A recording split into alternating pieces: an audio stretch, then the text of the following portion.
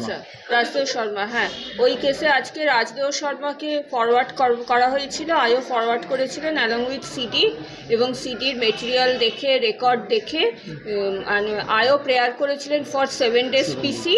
তো সিডির মেটেরিয়াল দেখে এবং রেকর্ড দেখে বোথ সাইড শুনে লার্নেড কোর্ট এই রাজদেব শর্মার বেলও রিজেক্ট করেছেন আর 4 days পিসি অ্যালাউ করেছেন। যেটা অভিযোগ কে করেছিল, আলাদা করে কেউ করেছিল? এই কেসের তো ডিফ্যাক্টো কমপ্লেনেন্ট হচ্ছে ওই রাজদেব শর্মা যে গাড়িটা চালাচ্ছিলেন সেই গাড়ির একজন কো প্যাসেঞ্জার মিন্টু মণ্ডল, তিনি ছিলেন এই গাড়ির এই কেসের ডিফ্যাক্টো কমপ্লেনেন্ট, তিনি কমপ্লেনটা করেছিলেন।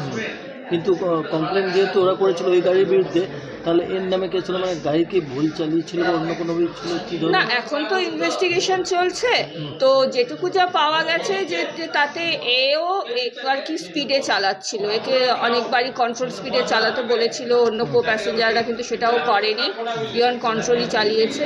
তো সেই বেসিসে আর কি আজকে তাই পিসি নিলেন আয়ও, এরপর ফার্দার যা ইনভেস্টিগেশন হবে তার বেসিসে তারপর কেস এগোবে। 281, 125A, 105 and 324(4) subsection 4 of BNSS Act, নতুন সেকশন একটা। তো কদিনের বললেন? 4 দিনের পর 4 days পিসি গ্রান্ট হয়েছে। ঠিক আছে, আমার নাম অনমিত্রা দেব।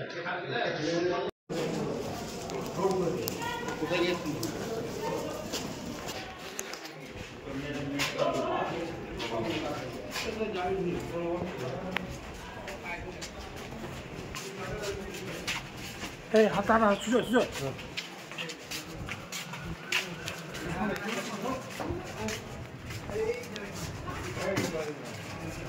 নিয়ে নাও।